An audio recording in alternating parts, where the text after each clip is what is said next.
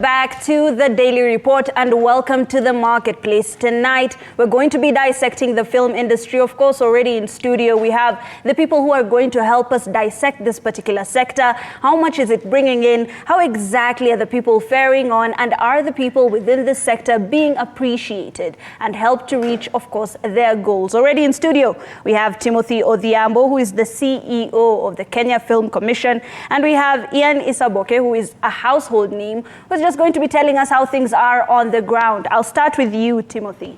How is the Kenya Film Commission faring on? We are keeping very well and championing the growth of the film industry in Kenya. Right. Yes. And that is, of course, a very positive trajectory as we start this conversation. Very Ian, welcome to TV47. Thank you for having me. Click, click, bang. I think that's what I want to start with because that was such an amazing film. What exactly was going through your mind when it was first aired, when people were watching it?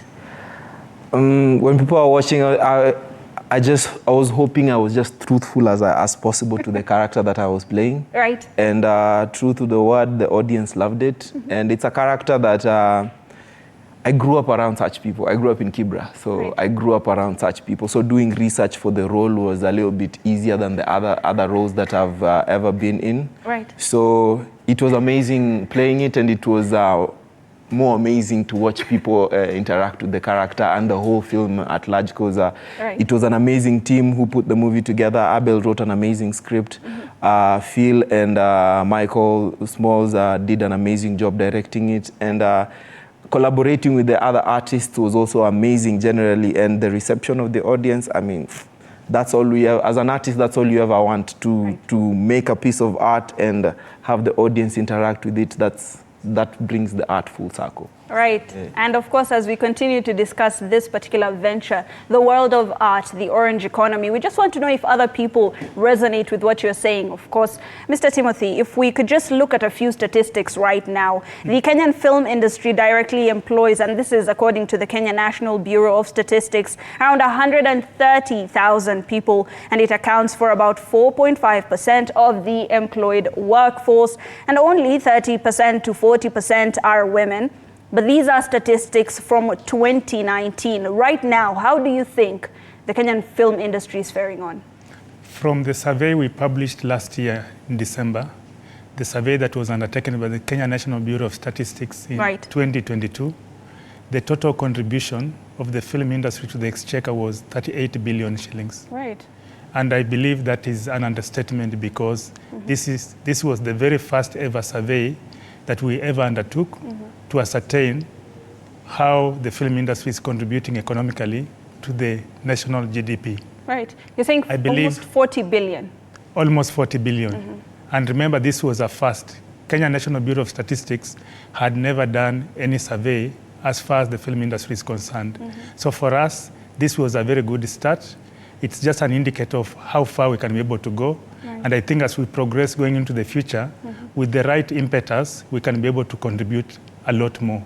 Right. Just the same way we offer subsidies to agriculture or farmers, right. I think filmmakers also need to be given the impetus in terms of incentives that will be able to catalyze their growth, and that's what we are doing. Right, and of course with this database, now that you have all this information, it is so much easier to negotiate for more of the national pie when the budgeting process does come around. And of course, I just want to rally every Kenyan to support the likes of Isaboke, because Isaboke has the best job in the world. Right. And when we support him, we'll be able to contribute more to the growth of our economy. All right. Yes. And Ian, now that, he's already thrown that, in the works, would you say 40 billion shillings is a lot of money? When you look at the industry, you interact with a lot of artists, a lot of producers and directors, you interact with script writers. Does this money reflect in your pockets? May I get paid? That's one for sure. One thing is for sure, I get paid. Right. 40 billion, no, that's for everyone. Right. But I wish the industry has the capability of paying me 40 billion as a person. Right. All I want to say is, as filmmakers usually have this tendency of telling people to support us. Right. But I feel like all we need to do is we need to have more brave producers who look at film industry as a business in general, come up with proper business plans, and venture into film film industry the same way you might venture into real estate, into the hotel industry. Just bring your money, bring the capital. If you make a good product, people will come and watch it. And if it's properly marketed, and right now the Kenya Film Commission really does help in the marketing of local movies. Right. They have screenings all over the country, and they also do help in the outside exhibitions. Hizo za uko majuu, wao huendanga na wanaonyeshanga movies zetu huko. So I feel like if we had more brave producers and people who are willing to put their money into the film industry, it's a viable business, and their money will return, because Kenyans have a hunger for more local content. Yes. And we should feed them more local content. And I feel like TV47 as a local TV station, first of all, do you guys show 80% local content? We actually do. And we do abide by the regulator. I hope it's not just talk shows. No, actually. Yeah, if anything, it's not talk shows. My goodness. Yeah, you should watch our content. I will.